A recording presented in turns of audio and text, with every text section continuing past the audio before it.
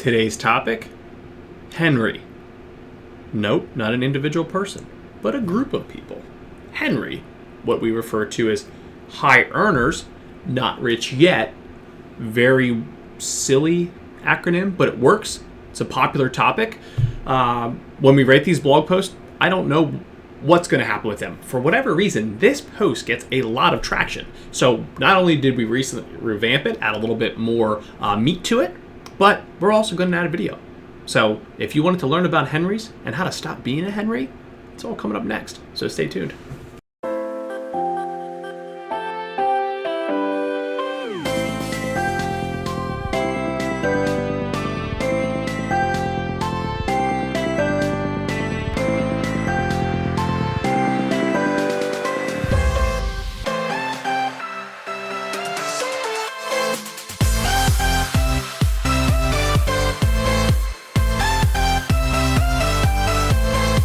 All right, first up, what is a Henry? So a Henry, again, high earner. I always want to say high income. High earner, not rich yet. So think of it as, I would say, probably many young professionals out there. And I put a pretty hard elbow into student loans, right? Meaning that we have fantastic income, but in no world would we be labeled as rich yet. Now, depending on what websites you click in and what dates you click in, the income number can vary. The age number can vary on what generations. Usually I say I think it really pertains well to Gen X and Gen Y. Incomes, you've seen some incomes that say 100,000. You've seen some incomes that say 500,000 as what's being labeled as high income.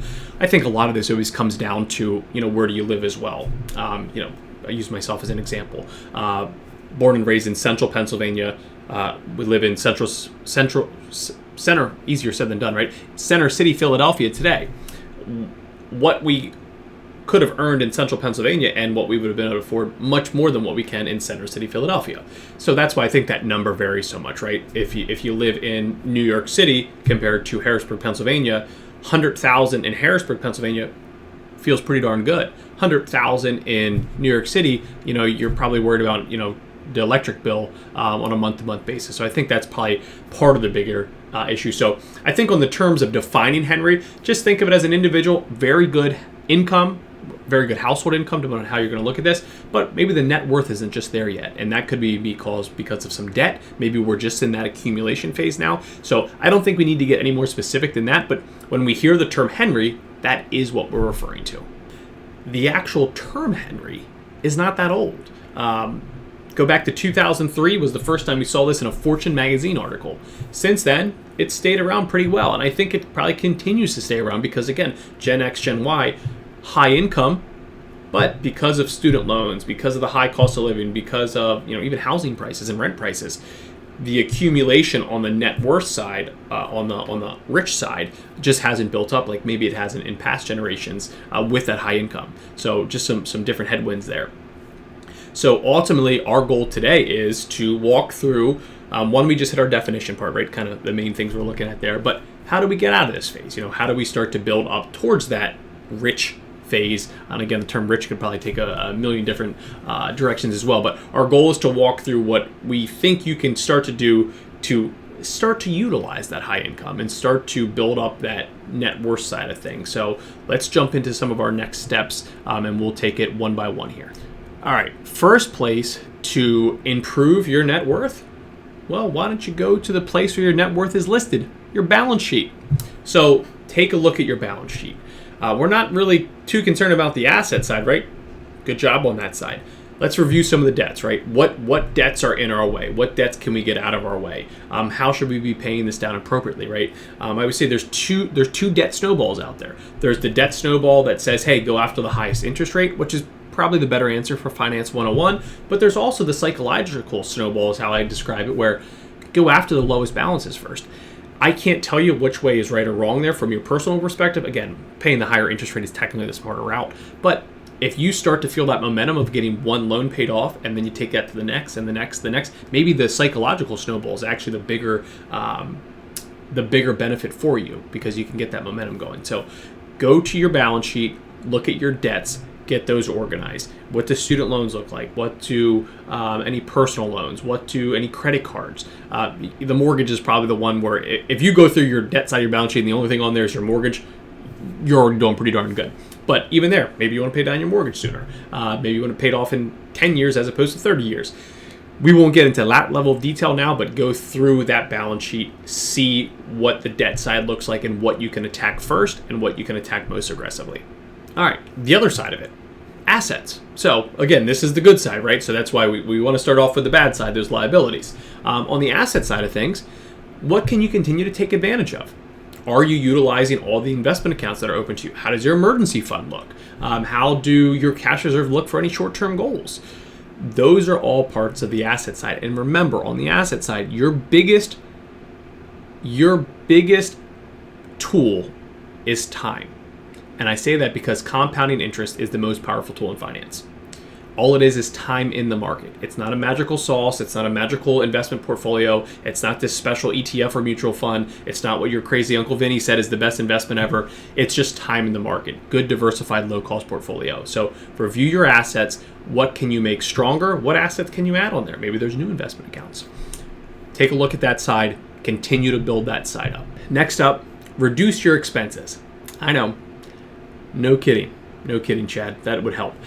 But seriously, what items are in your budget that maybe aren't vital anymore? You know, we are the demographic of subscriptions, right? And here I am as the financial planner that uses subscription-based fees. But still, what subscriptions have you added that you maybe aren't utilizing? What expenses can you lower? Little things, you know, I always use cable bills, right? Have you called your cable bill provider and said, hey, I'm going to drop you guys. What's the best price you can give me? Or else I'm going to switch everything over to Hulu and YouTube TV, Netflix. They'll probably lower it for you because they don't want to lose you. It's a lot more expensive to acquire a new client than it is to have you walk away. So they'd rather keep you on board by giving you a discount as opposed to have to go spend a lot more money to acquire a new client. And also in today's world, we're probably continue to shift to more wire cutting as is. But look through your expenses. What can you lower? You know, walk through that budget. What can you lower? What can you tweak? What can you stop? But good place there, because if you can do that and you already are happy with your lifestyle, well, then most likely you're just going to add more money that you can save.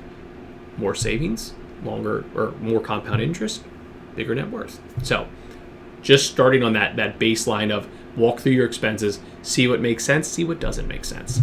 Next, avoid buying the expensive car. I know. I just let many of you down. But here's my thing about expensive cars. Cars are, for all intents and purposes, they are horrible. I'm doing air quotes for investment, but they're not. Most of them are not an investment. Some maybe you can make an argument for. I don't know enough about cars to get into that with you, but I know that there are some legit collections there. But cars, for the most part, are just a horrible expense, especially early on where we're still trying to build up compounding interest.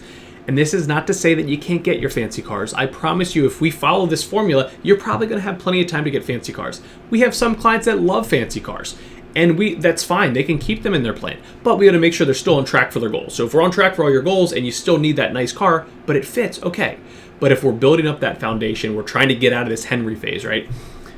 Buying the expensive car does not make that much sense at this point. We have a great post on there on our blog on just kind of the difference that can make in the long term. You know, the difference between a $300 payment and a $700 payment. And if you put that money into like a Roth IRA, for example, what that turns out to be 20, 30 years from now. And the numbers get pretty large. So that's why if we can avoid the expensive car now, it's only going to help you in the long run, and then you can maybe buy 2 fancy cars later on because you're on track for financial independence or your retirement goals or whatever we're going to label as your goals. So try to avoid the expensive car right now. Try to find new sources of income, or the very hot topic right now called side hustles, right? So many of our clients are physicians, so just different side hustles. There's plenty of them out there. You know, being an expert witness, doing 1099 work, reviewing different scans for radiologists, whatever your specialty would be, you probably know what side hustles are easily available to you. If it makes sense, right? We still want to make sure you have work-life balance, spending time with your family, your kids, things of that nature, but adding more income, it's only going to help the cause in the long run. So when it makes sense, don't hesitate to look for some good side hustles. We'll leave that paragraph or that topic to that, but one of the easiest ways to increase that net worth is to increase that income, higher savings. So look for some good side hustles. I'm going to combine the last two, which are maximize retirement contributions and store your money where it can grow. I think these two probably play very nicely together, but maximize your retirement contributions. So obviously this depends on your income levels, but maximizing your 401k, $19,500 if you're under the age of 50, maxing out 403bs, 457bs, backdoor Roth IRAs, or adding extra funding to a taxable account, whether that's an individual account for you or a joint account with you and your significant other. Those types of accounts, especially the 401k, 403b, 457b, not only are they helping on the long-term savings side, but they're also going to help in the tax numbers today. Now, we don't know what the tax code will look like 20, 30 years from now. Heck, we don't know what it'll look like 2 years from now. But taking advantage of deferring taxes while you're in probably a higher tax rate while you're in your working years, right? Good things to take advantage of. But because we don't know the exact tax rates down the road, still want to build up some other asset buckets as well. Backdoor Roth IRA, great example of that. That's why we love backdoor Roth IRAs. Taxable accounts, just building up different buckets for your longer term plan, and some of these are even more accessible today from a tax perspective. And then storing it where it can grow. And that can take many forms, right? This could be just having a good interest rate on your emergency fund, looking at an Ally Bank or a Marcus or an American Express or Capital One, where they're offering you, when I'm recording this, the numbers have come down a lot, but still 0.5, 0.6, which is low compared to just a year or so ago, but still probably much better than your traditional brick and mortar banks. So if you're going to wait on the sidelines, get paid a fair rate to wait. So, continue to maximize longer term savings vehicles, keep an eye on different rates, different risk tolerance, but those are all very, very important for us to get out of this Henry phase.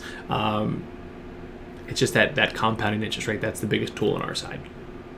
Last but not least, make a plan.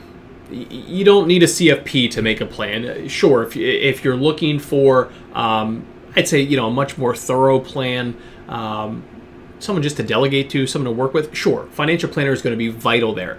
But you can go get started tomorrow with this, right? You don't need to have a financial advisor to get started. Maybe as things grow or there's more questions or there's more moving parts, sure. But you can go get started on many of these items on your own, right? You're already working your butt off. You got the high income coming in. What can we do to take advantage of it? Maybe it's paying down debt. Maybe it's saving more aggressively. But you can get out of this Henry phase.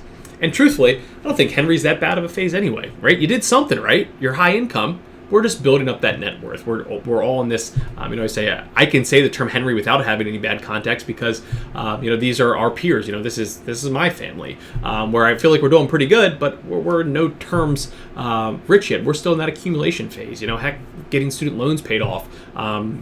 Buying our first home. We're in that same phase with many of our clients, and that's why I think this term is such an interesting term, but it's a fun topic to talk through because at the end of the day, the term Henry just makes us more aware of our financial wellness, right? What can we do to improve that state? So I hope this was helpful. Again, if you are labeled as that term Henry, don't take it offensively. Use it as some motivation. Take advantage of that high income. Hopefully this was helpful. Hopefully we got some good points there. As always, thanks for tuning in. We'll catch you on the next video.